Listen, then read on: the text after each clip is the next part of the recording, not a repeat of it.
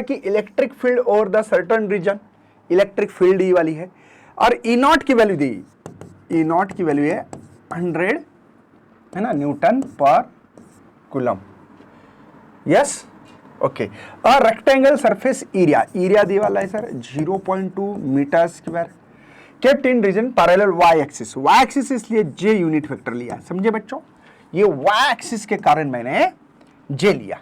समझ में आ रहा है। The flux passing through this surface, flux कितना होगा, और फ्लक्स का फॉर्मूला मुझे पता है बच्चों, E vector dot A vector, right है। तो इसको कैसे लिख सकता हूं मैं, ई की वैल्यू मतलब ये दी वाली है,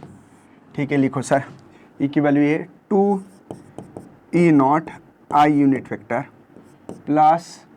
3 e naught j unit vector minus 5 e naught k unit vector,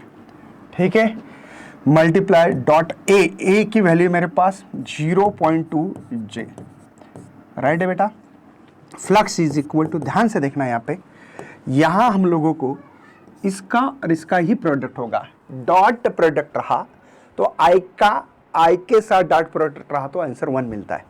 ध्यान दीजिएगा, आई का आई के साथ हो, आई का आई के साथ तो आंसर 1, जे का जे के साथ हो तो भी 1, के का के साथ हो तो 1 है ना, लेकिन आई जे हो तो 0 है ना, जो भी ऐसे जे के हो तो 0, के आई रहा तो 0, मतलब इट्स सेल्फ मल्टीप्लाई रहा यूनिट वेक्टर तो ही आंसर बनाता। इसीलिए जे और जे के साथ ही प्रोडक्ट लेना है, डॉट प्रोडक्ट, बाकी के साथ आई जे 0, के आई भी 0, जे जो भी है, ठीक है ना। तो इसीलिए मैं 2 3 6 मतलब 0.2 ये ई नॉट मिलेगा बेटा, आई डॉट आई जो था वो 1 वैल्यू है, लेकिन ई नॉट की वैल्यू हमारे पास ऑलरेडी तैयार